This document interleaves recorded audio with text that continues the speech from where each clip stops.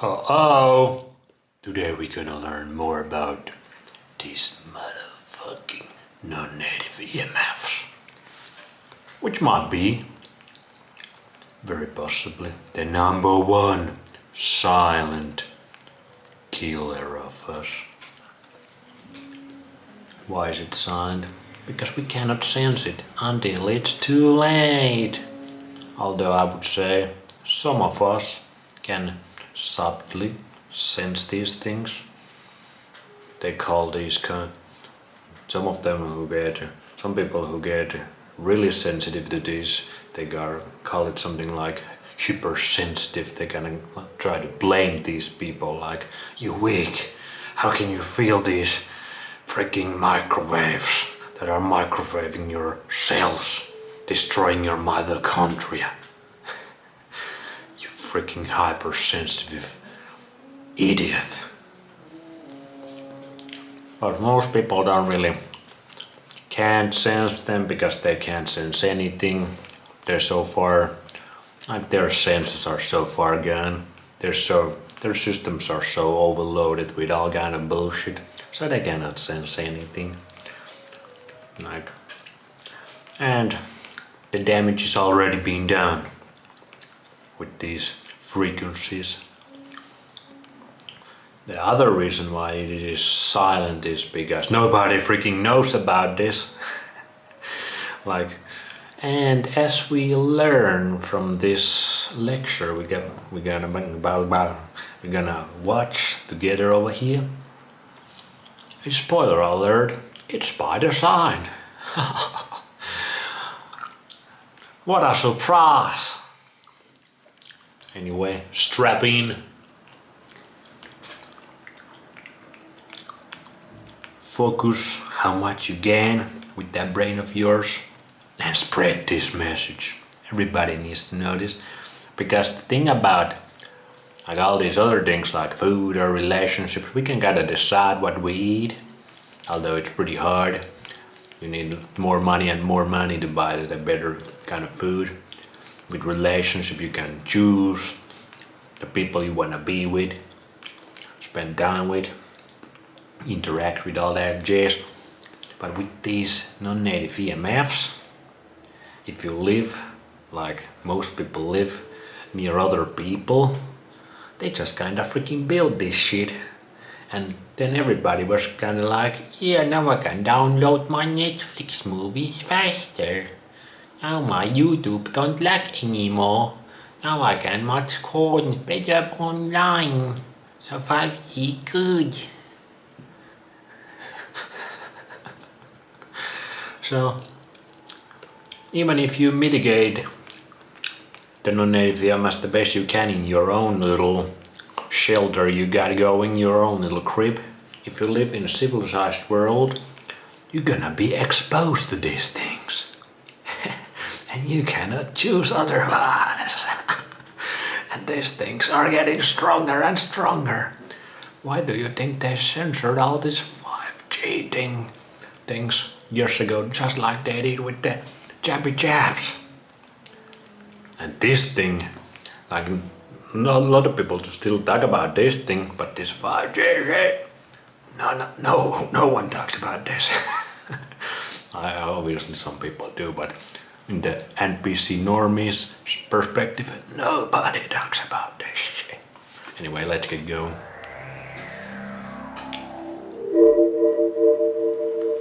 Chapter 5, Big Wireless. Uh-oh.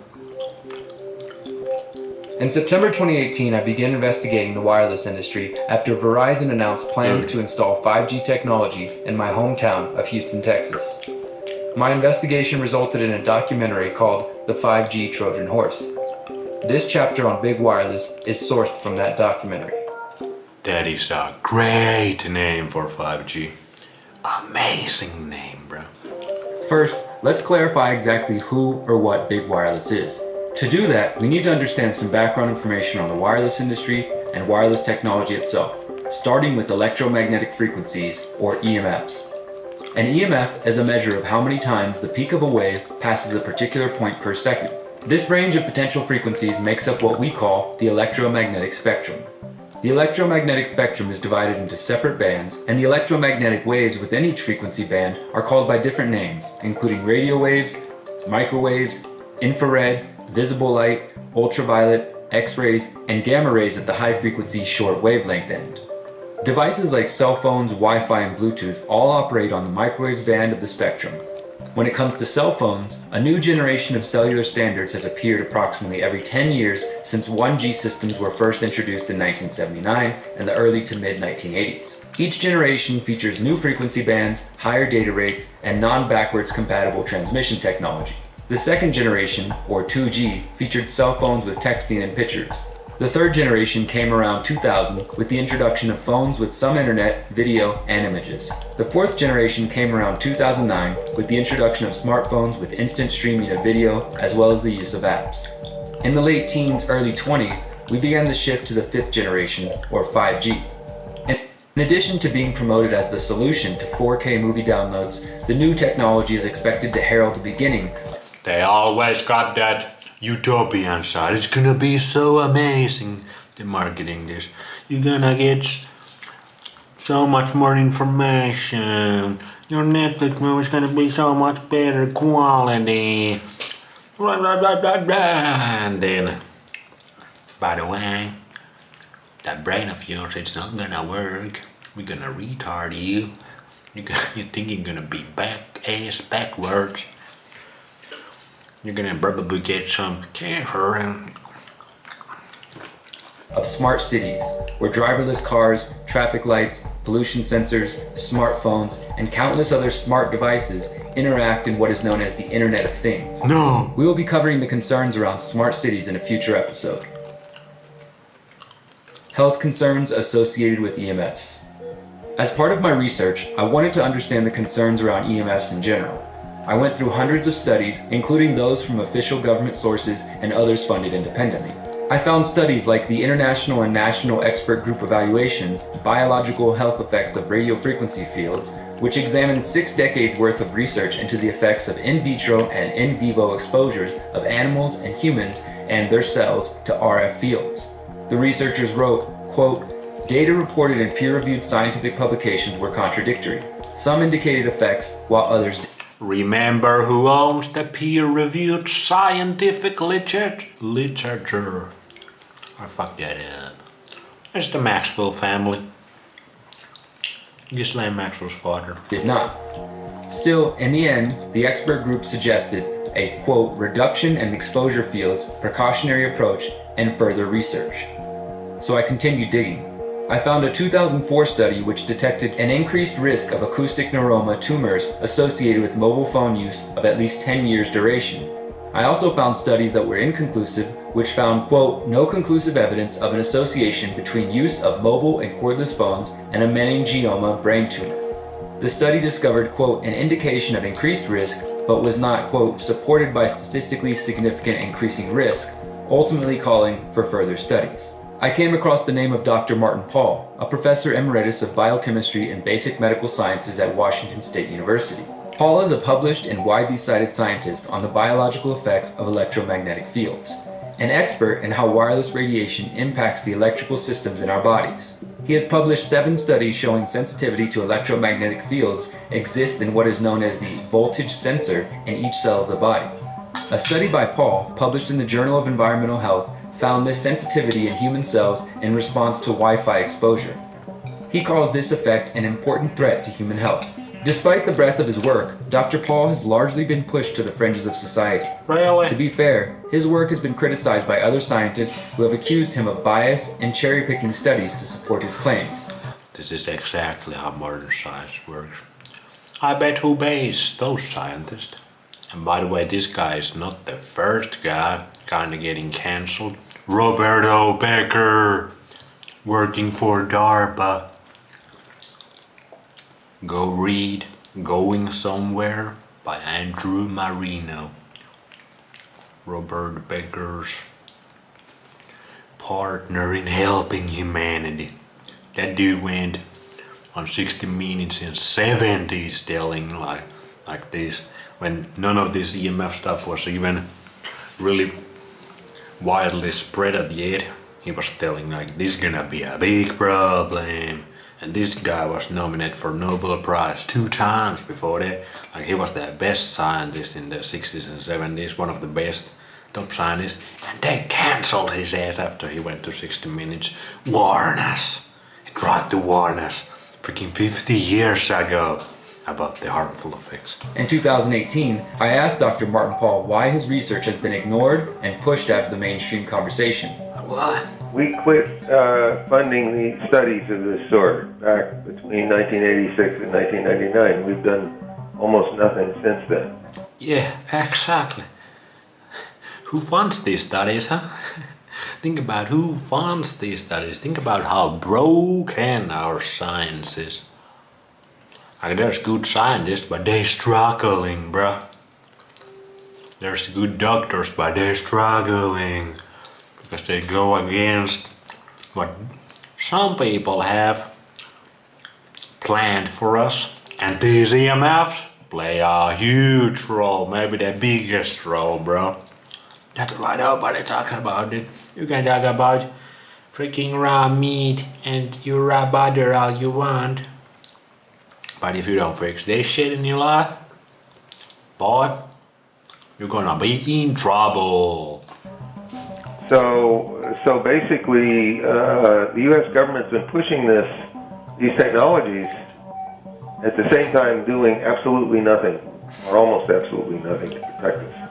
The debate around the safety of cell phones and other devices that emit EMFs grew even more heated in early November 2018 when the National Toxicology Program released data concluding there is clear evidence radiofrequency radiation can cause brain and heart tumors in male lab rats.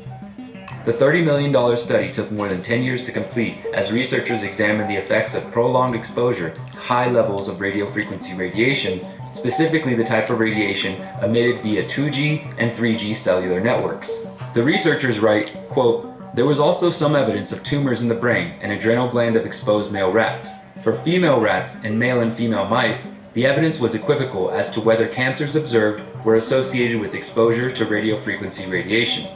Most damning of all, Senator Richard Blumenthal of Connecticut exposed that the wireless industry and the FCC have failed to do adequate independent studies into the effects of emerging 5G technology."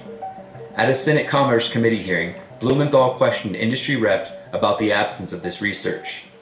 If you go to the FDA website, pretty unsatisfactory.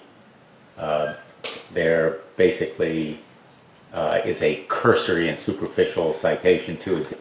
Yeah, they blame like the other guys who do these studies. Like, you unscientific, you cherry pick. But then these guys who get all these things passed through the government wonder why. They're like, we don't got even no freaking evidence. This shit isn't safe and harmful. What does that remind you? Bang, bang, bang. Existing scientific data saying, quote, "The FDA has urged the cell phone industry to take a number of steps, including support additional research on possible biological effects of radio frequency fields for the type of signal emitted by cell phone." I believe that Americans deserve to know what the health effects are. My question for you, particularly Mr. Gillen and Mr. Perry, how much money has the industry committed to supporting additional independent research? I stress independent research. Is that independent research ongoing? Has any been completed? Where can consumers? Guess why it isn't? Because these guys have known this shit since the freaking 60s and 70s who run this shit. They know the negative consequences. That's why they cancelled Roberto Beggar. They know this shit. So obviously, if some researcher, scientist who got half a brain left starts to do this real research, he's gonna find it's gonna be really bad to microwave your ass with these frequencies. And they know about it. That's why they try to do everything they can, freaking slime their way in, and they have been able to do so. They can manifest everything. They got that John D. Rockefeller manifestation going on. God damn it. Consumers look for it, and we're talking about research on the biological effects of this new technology. Thank you, Senator. I think, thank you for your focus on the issue. Safety is paramount, and as This guy cares about public health, like he cares about his own health. you alluded to, we rely on the expert agencies, we rely on the findings of the FDA and others as to the requirements to keep all of us safe. There are no This guy probably lives underground, bro. industry-backed studies, to my knowledge right now. Happy to visit with you as to what opportunities you think there needs to be more studies, and we're always for more science. We also rely on what the Maybe in 10 years when we already get all this shit through and the freaking negative effects have been done, the consequences have been done already. Maybe then people would be happy to help with you. scientists tell us. At the end of the exchange, Blumenthal concluded, So there really is no research ongoing. We're kind of blind here, so far as health and safety is concerned. Whatever. Thank you, Mr. Chairman. We're still gonna. if you would like to know more about the safety concerns, I recommend watching the 5G Trojan Horse. Yeah, watch But that what shit. became clear to me is that the so-called health authorities, regulators of the wireless industry, and corporate media have been failing at their jobs. Really? Cover-ups and captured agencies. How could this happen? How can the US government allow potentially hazardous products to be sold and used by millions of people? In 1996, the Telecommunications Act was passed as an effort to update the law around communications technology as the internet was beginning to come into mass public use. Always fucking mask these laws and regulations as like the Patriot Act or whatever. Like, that's gonna be so good. And then they just fucking rob everything. Every bit of freedom, wealth and health from you. God damn. The act was also seen as a way to limit the growing AT&T monopoly. Unfortunately, it was the beginning of further consolidation of telecommunications companies and a huge step towards eroding local power. This law is truly revolutionary legislation that will bring the future to our doorstep. The 1996 Act prohibits local jurisdictions from considering perceived health effects when taking action on a proposed facility, such as a tower or a small cell. Instead, cities and towns could only regulate cell sites based on the aesthetics and the location of the devices. The Telecommunications Act of 1996 states, quote, "No state or local government or instrumentality thereof may regulate the placement, construction, and modification of personal wireless service facilities on the basis of the environmental effects of radio frequency emissions to the extent that such facilities comply with Commission's regulations concerning such emissions." Essentially, as long as the facilities comply with the standards set by the FCC, they cannot be subjected to environmental or health regulations. But what happens if those federal standards set by the FCC in 1996 are not adequate?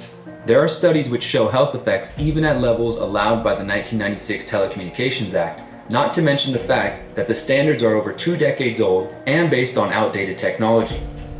Not only was the Telecom Act designed to protect the profits of the big wireless companies, but somewhere along the way, the FCC and the telecoms developed an incestuous relationship that has overtaken the voices and the concerns of the people. Surprise, A surprise. 2015 expose published by investigative journalist Norm Auster shows the financial ties between the U.S. Federal Communications Commission and the telecoms industry and how, as a result, the wireless industry bought unfettered access to and power over a major U.S. regulatory agency.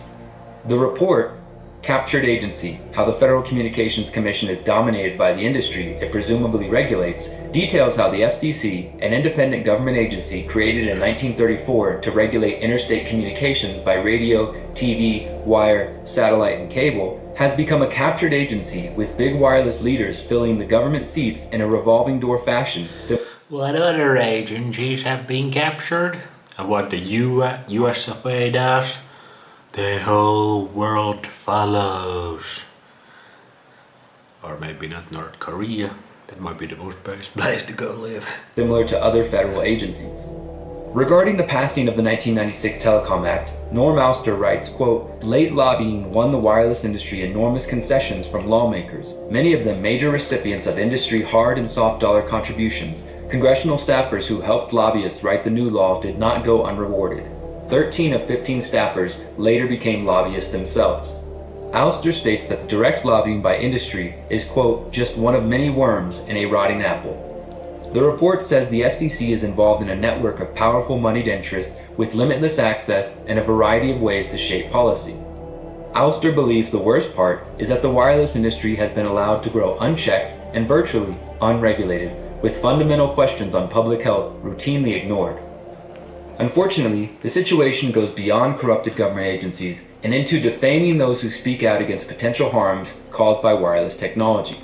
During the 1990s, biochemist Jerry Phillips was hired by cell phone giant Motorola to study the effects of RF radiation emitted by cell phones. Phillips and his colleagues looked at the effects of different RF signals on rats and on cells in a dish.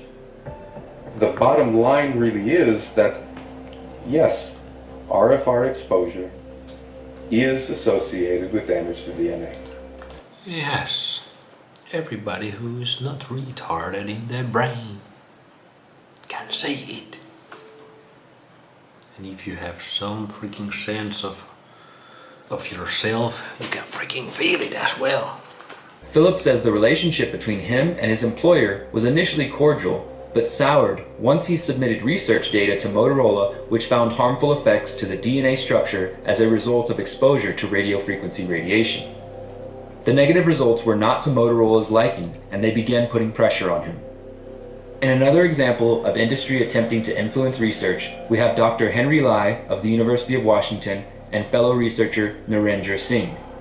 The researchers were looking at the effects of non-ionizing radiation, the same type of radiation emitted by cell phones, on the DNA of rats. They used a level of radiation considered safe by FCC standards and found that the DNA in the brain cells of the rats was damaged or broken by exposure to radiation.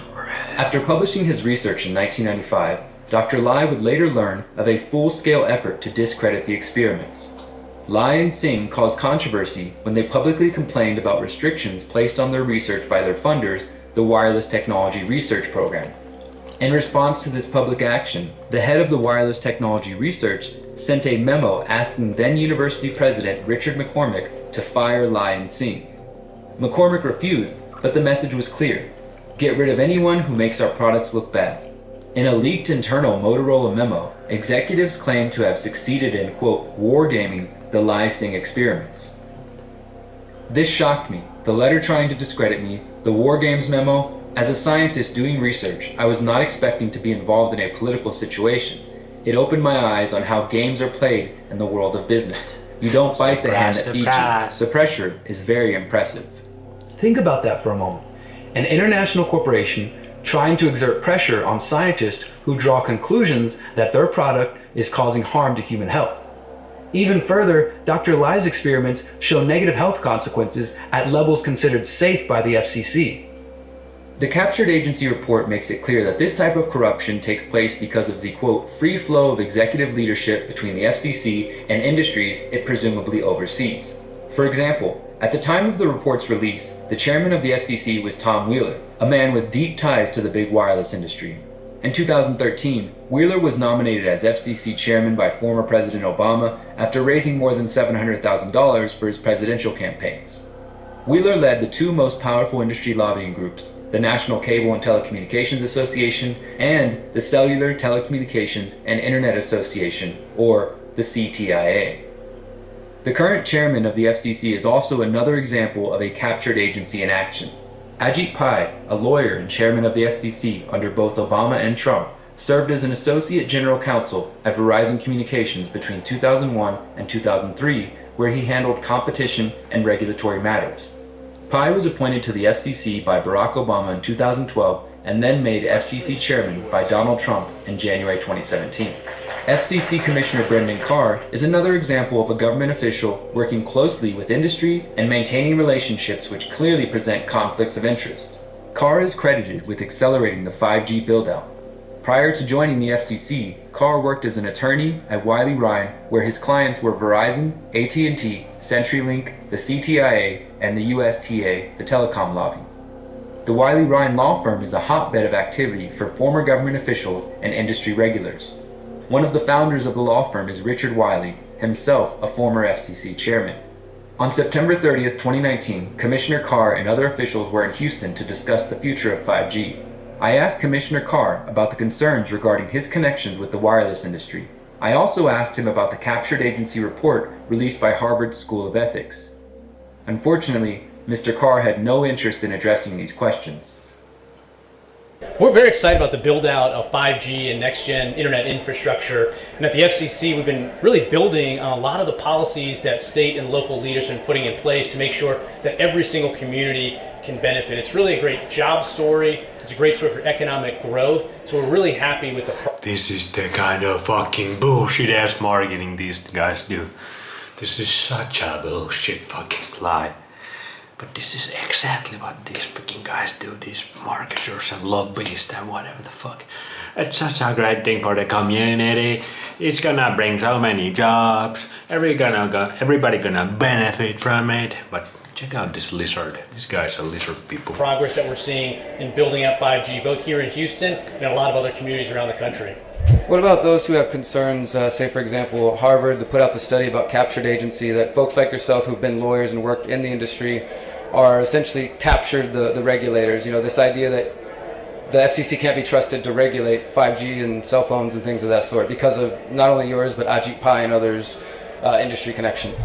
Yeah, we're really glad to see the growth in 5G. And one of the things that we've done at the FCC is build on the policies put in place by local elected leaders here in Houston. Texas, the state legislature put policies in place that help guide the way for 5G builds. So we're really excited with the progress that we're seeing by really taking the lead of so many of these local elected officials. No comment on the conflict of interest concerns? Thanks, man. Appreciate it. Good to talk to you. What the fuck, bro? The following day, I was able to question Commissioner Carr for a second time, Yeah, and once go again, he harass avoided these my people, questions. bro. Mr. Carr, can I follow up with you on yesterday? Guys are I'm good, man. Thank you. All right, well then we'll just do it this way. Destruction. All right, so look, you have ties to the industry. I'll just be more blunt this time since trying nice doesn't seem to work with you guys. So you have ties to the industry. Thanks, man. We're not You doing omitted press right those now. facts. You're not pressed. You're a public servant. You're walking the streets. So you've been with the FCC. You've worked with a law firm that defended the CTI, the people who organized this whole thing. The CTI gave the mayor the 5G Wireless Champion Award. I mean, essentially this whole thing was just a big industry. There's not a single mention of lawsuits on the state level, on the federal level. I'm sure you're aware that there are cities in Texas that are suing right now because those are the stakeholders that are being ignored.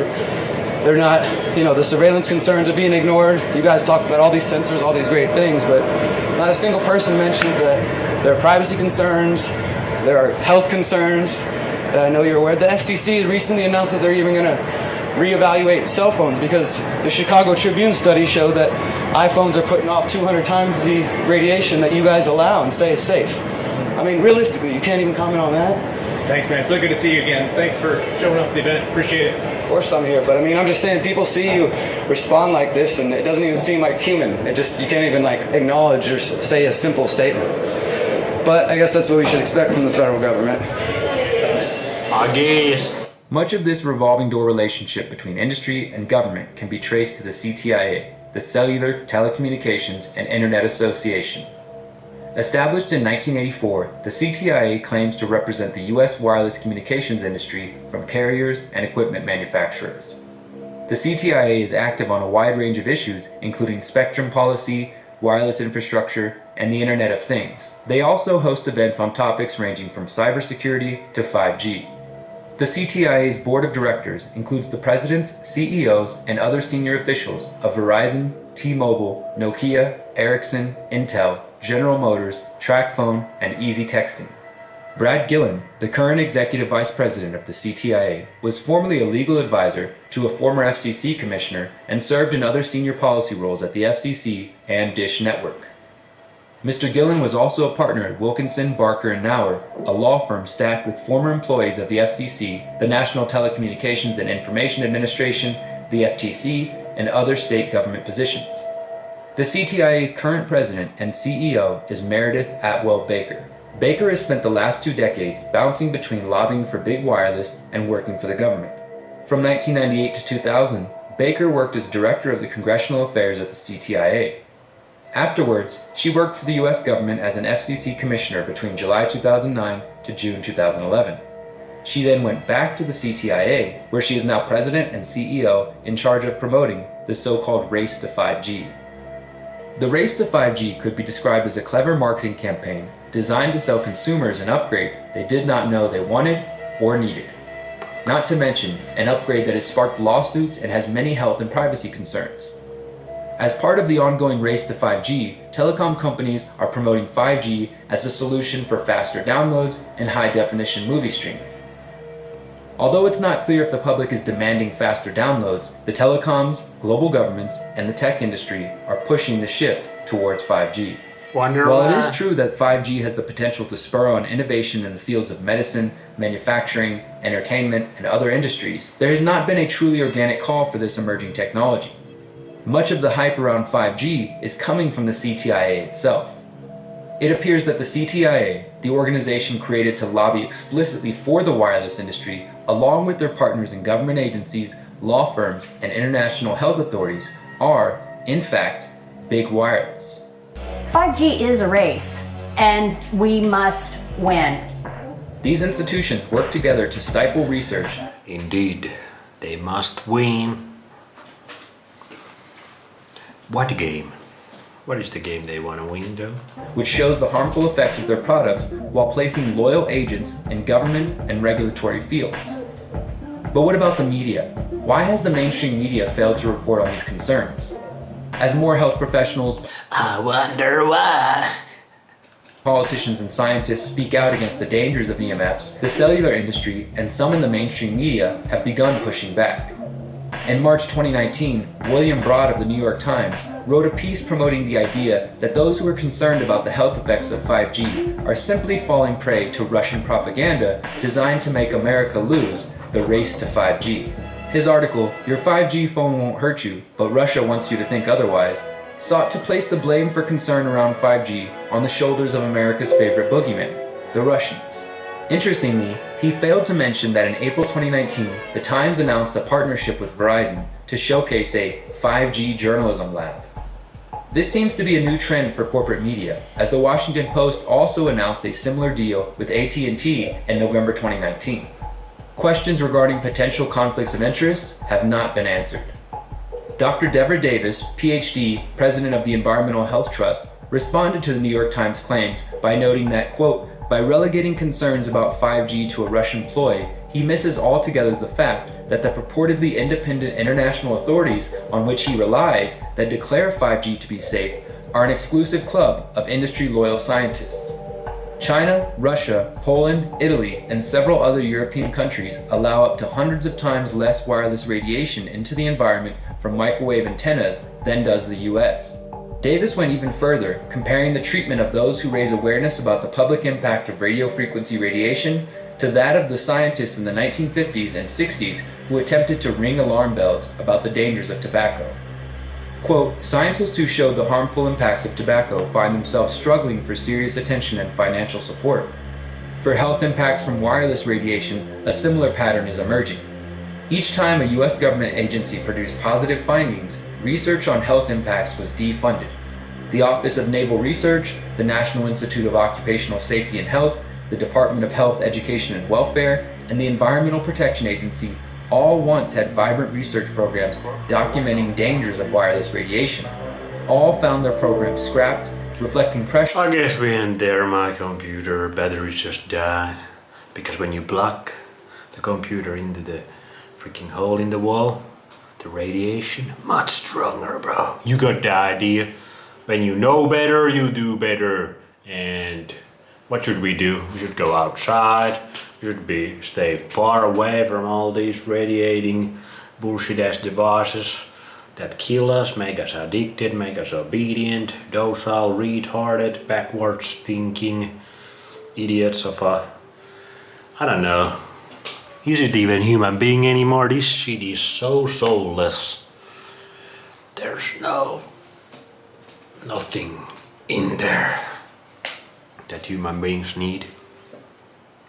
So let's go get some sunlight. That's a nice answer to all this shit.